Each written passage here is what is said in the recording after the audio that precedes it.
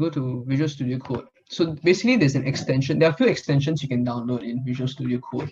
So in this case, the one that I downloaded was open in browser, which helps you open your you can open your HTML file in a browser. So either you right click and then you can just open in default browser, or you can just alternate B, and then you can open in a new browser.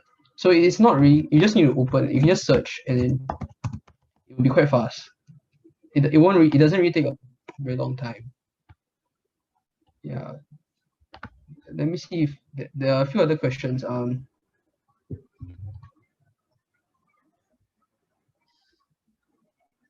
Some of them were already answered. So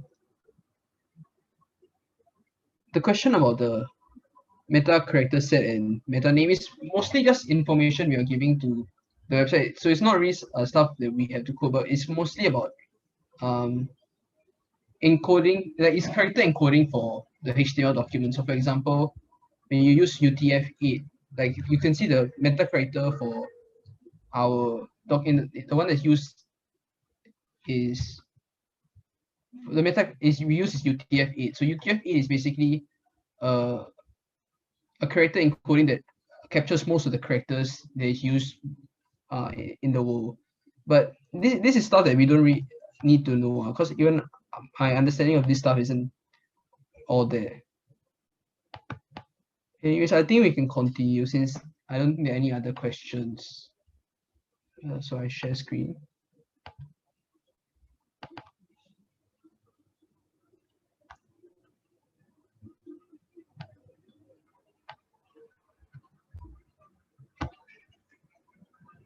So we'll be looking at we'll be looking at positioning next. So we're looking at positioning next. So there are five ways of positioning in CSS. So you have static, relative, fixed, absolute, and sticky. So far everything we have been doing is all static, but there are 4 other methods. So we'll be going through how each of them work in practice.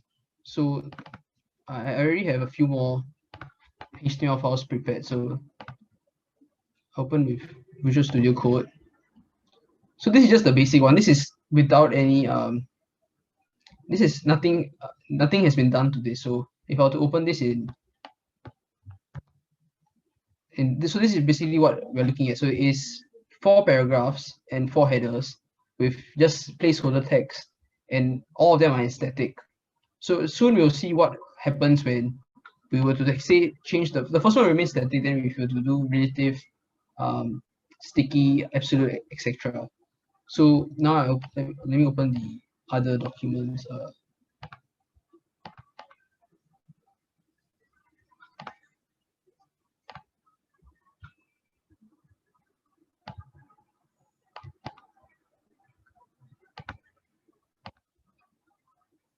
So this is basically the same thing, but now I've already created a style.css with all we will look through them in practice. So this is how it looks like after all of them have their positioning changed.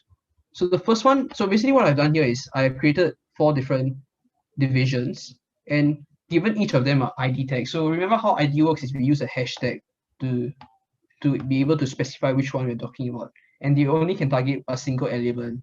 So in this case, we have block 1, block 2, block 3, and block 4. But except for the IDs, they're all the same. So the first one is a static. I added the colors to make it easier for you to differentiate which is which. So the first one is position. The first one's position is static. So it's basically the same as before. As you can see, there's no real difference in positioning. So then the second one I have made is position relative. So the way the relative positioning works is that an element with a position relative is positioned relative to its normal position. So say if I were to put left 50, so basically the original position is this. So now if I can move it whichever direction I want from this point using left, top, right, or bottom. So say I want to move it in the right direction. So from the left to the right, I just need to use left. So say I want to move it to the right direction, I use left 50 pixels. So in this case, as you can see, it is 50 pixels to the right from the original position.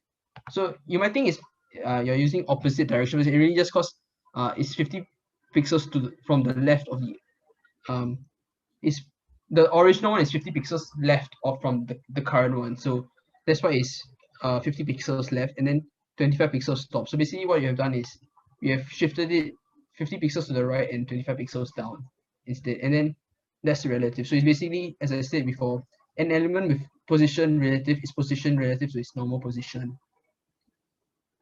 So an easy way for me to remember is just saying opposite, but you can see other ways also. Then the way fixed works is an element with the position fixed is position relative to the user's viewpoint. So basically, as you can see over here, the third one, which is green in color, is position is fixed. And as you can see, it will remain at this position no matter how much you scroll. So as long as you go here, its positioning is fixed to the user's viewpoint. So no matter how far you go, it will always remain at the same position on the web page.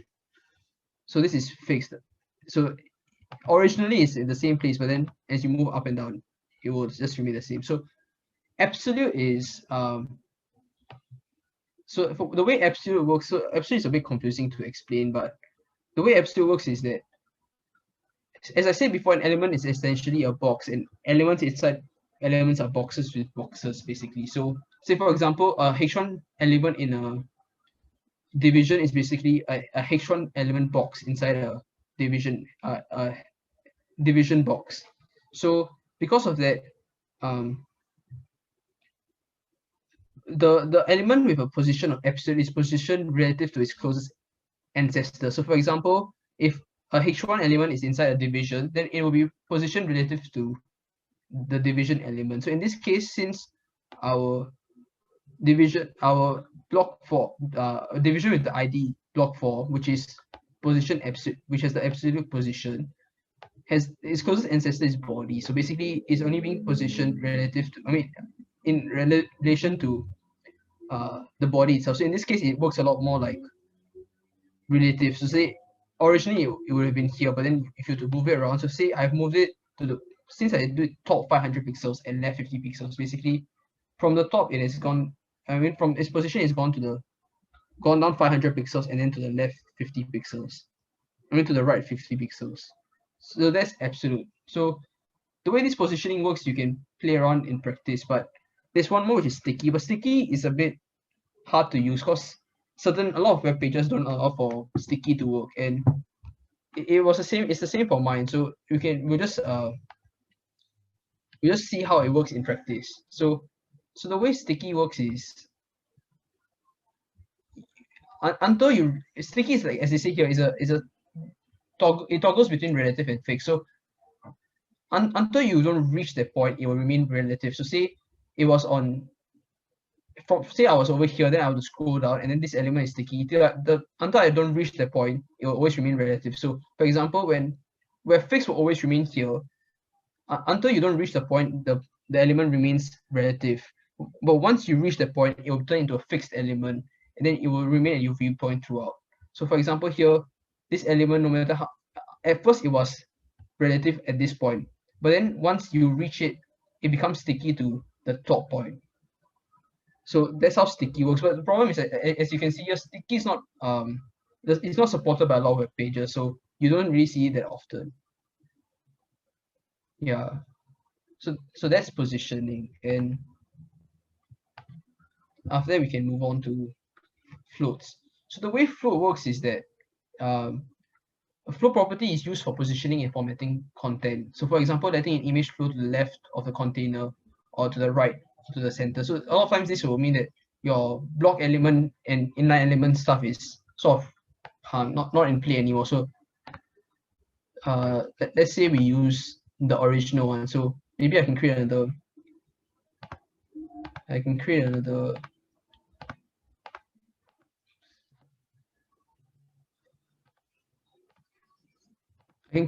CSS file for the original positioning to show this in place. So let's call this design.css.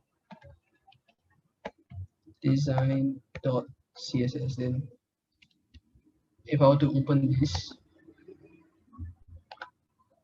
Studio Code. So then the one I'll be applying it on is on this one. So let's remind ourselves how this looks like. So this is how our website looks like now. So all of them are in the division blocks. So what will happen, like say, so first we create a link here to our site. So since this is design.css, we create a link here, then I save.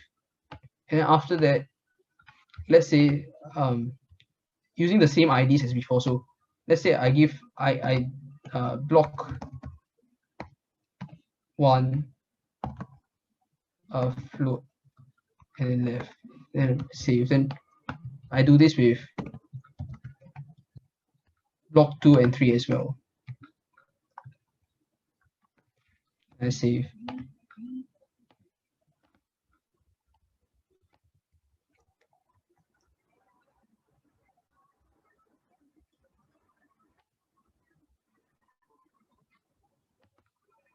Oh,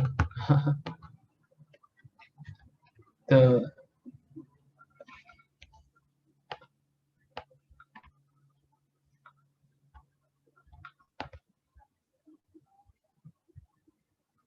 yeah, I'll look at why I'll look at why this isn't working later on. But basically by right, what it's supposed to do is it's supposed to split into 3 compartments,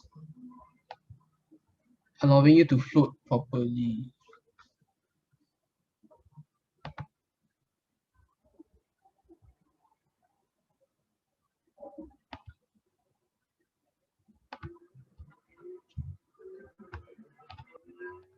Anyways, I'll go back to I'll try to figure out why that didn't work later on.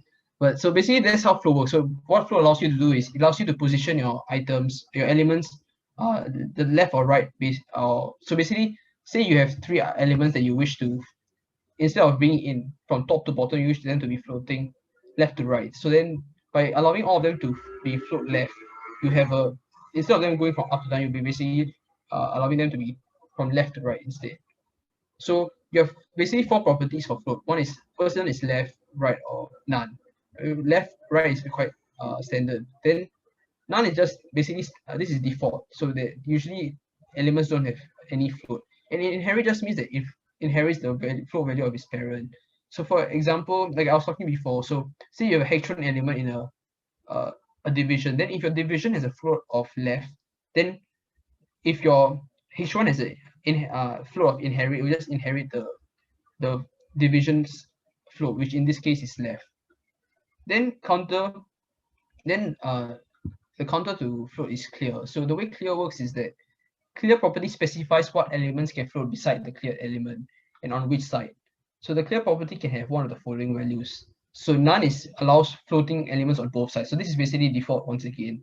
But left, when you do your clear property to left, that means you have no floating elements allowed on the left side. Then if you do your clear property on the right, that means there's no floating allowed on the right side of your element. Then if you have to do both, it will be left or right side can are not allowed to float. Then if you have to inherit, it's again the same thing as before, where you can in the sense that you follow what your parent element does. Yeah. So with that, I think we are mostly done. CSS and HTML are quite basic stuff in the sense that if it's quite simple syntax and you just need to practice, and then after that you can figure out how to create quite simple slides. So the next few workshops will be going through JavaScript, which will allow your websites to become more interactive and allow them to do a lot more stuff. Then for HTML and CSS, you should really just practice. And also there's a very easy way to position stuff on your website is using Flexbox and Grid, which are slightly more complicated. So I didn't think I should add it here. But if once you learn Flexbox and Grid, you are able to learn how to design a website much more easily. So with that, thank you. Yeah, we will learn.